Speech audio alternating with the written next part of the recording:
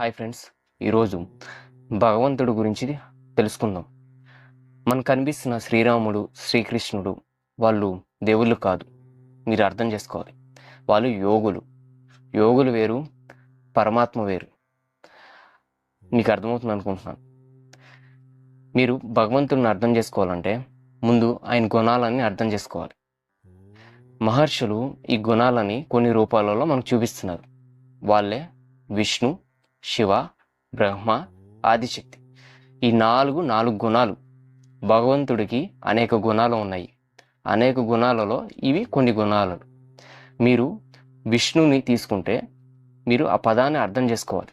విష్ణు అంటే వ్యాపించటం, అంటే భగవంతుడు అన్ని చోట్ల వ్యాపించి ఉన్నాడు అని మీరు అర్థం చేసుకోవాలి. 2, శివ. శివ అంటే అశుభాన్ని తొలగించేవాడు అని అర్థం. అంటే శుభాన్ని కలిగిస్తాడు.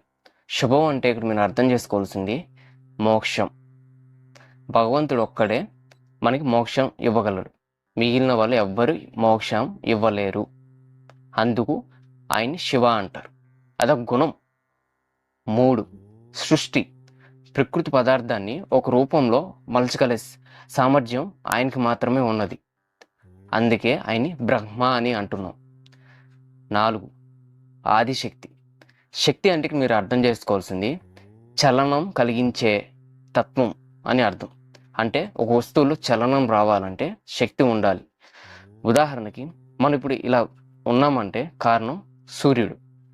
సూర్యుడు లేకపోతే భూమి మీద జీవరాశి అనేది ఉండదు, ప్రకృతి అనేది ఉండదు. అంటే ఆయన చలనాన్ని కలిగిస్తున్నాడు ప్రకృతిలో, మనలో, అన్నిట్లో.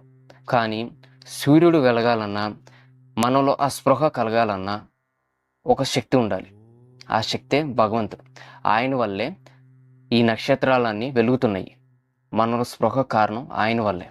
అదొక గుణం. అందుకే మనం ఆదిశక్తి అని అంటున్నాం. ఇవన్నీ పరమాత్మ యొక్క గుణాలు. మీరు ఈ గుణాలని అర్థం చేసుకోవాలి. మనం భగవంతుడిని అర్థం చేసుకోవాలంటే, ఆయన్ని అనుభవించాలి అంటే మన ఇంద్రియాల ద్వారా అవ్వదు. మీకు ఉదాహరణ ఒకటి చెప్తాను.